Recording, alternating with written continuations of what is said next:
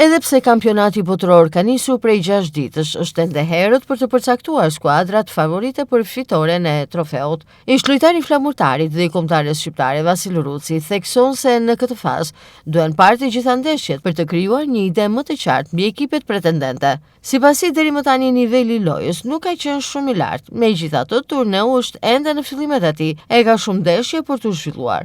Përpara nuk mund të nxjerrësh dot një konkluzion që në fillim se janë paraqitur gjitha ekipet dhe forca e tyre.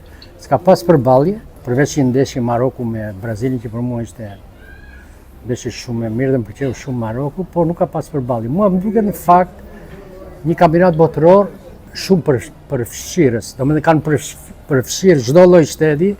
Ideja është komercializëm, ideja është që ta shpërndajnë gjithë botën dhe në fund të fundit nuk u intereson kush do të dalë kampion.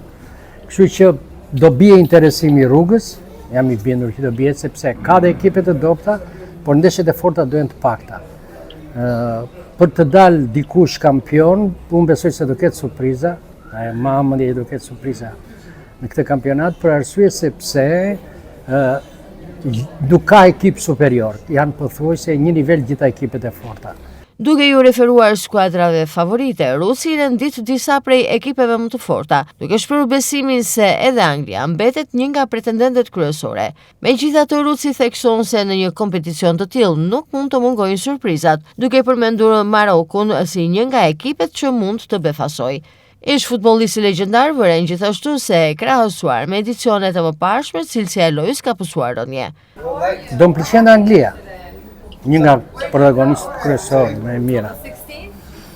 Do më pëlqen Anglia, jam tifoz kuptohet me Spanjën, unë besoj të kem dhe Gjermaninë në treshe dhe në kaqe të kem dhe Marokun.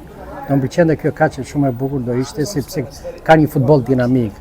Sidomos Angli-Marok do ta shikoja me kërshëri që të ishim bashkë me njëra tjetër.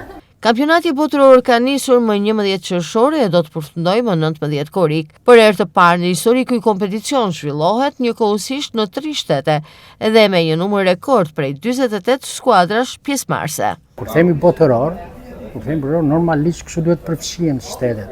Por unë kam bindje që në këtë lloj botërori nuk ka shumë cilësi, nuk do ketë shumë cilësi.